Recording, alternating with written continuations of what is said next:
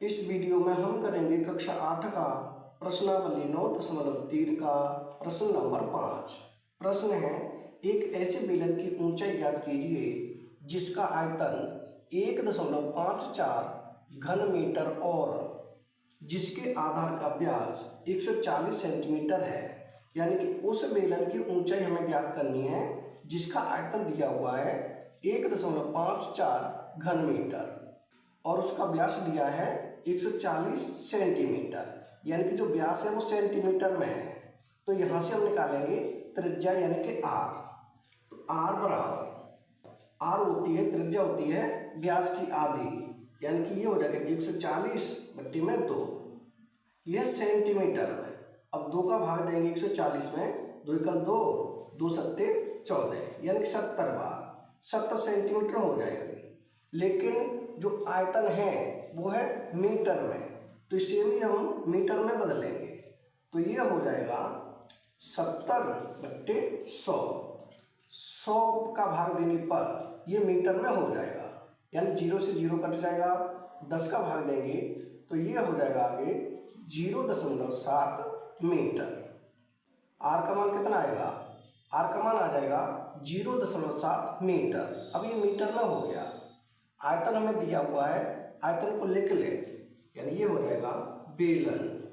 बेलन का आयतन बराबर कितना है?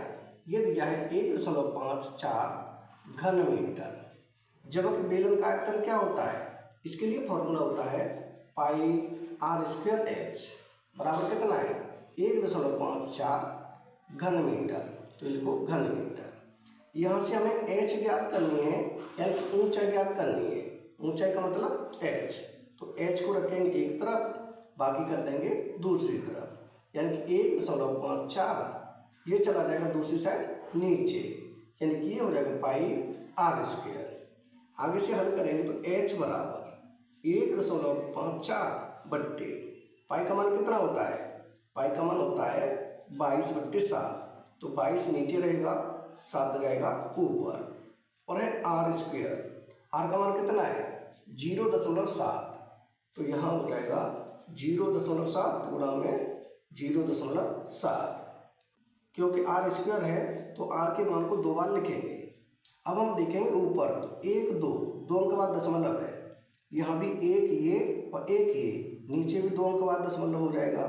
तो इस दशमलव से ऊपर वाला दशमलव कट जाएगा, यानी ये दोनों दशमलव कट जाएंगे, ऊपर वाला भी कट जाएगा। क्या बचेगा? ये बचेगा h बराबर, ऊपर है 154 गुणा में 7, नीचे क्या है? नीचे है 22 गुणा 0.7 था, लेकिन ये दशमलव हट गया तो कितना बचा? 7। ऐसे ये हो जाएगा 7। अब 7 से 7 को काटेंगे, इससे ये कट जाएगा। अब 22 का भाग देंगे 154 में, तो 22 एकम 22, 22 सत्ते 154, यानी कि 22 का भाग 154 में देंगे तो 7 बार जाएगा। इस 7 से ये 7 कट जाएगा, यानी क्या बचेगा? 1 बचेगा। h बराबर कितना आ गया? ये आ गया 1 मीटर। ऊंचाई हमें ज्ञात करनी थी, यानी कि h का मान ज्ञात करना था। h का मान कितना आ गया? 1 मीटर। यही हो जाएगा हमारा उत्तर। यानी कि प्रश्न नंबर 5 हो चुका है कंप्लीट। अगर वीडियो पसंद आए तो लाइक करें, कमेंट करें, अपने दोस्तों के साथ शेयर करें। धन्यवाद।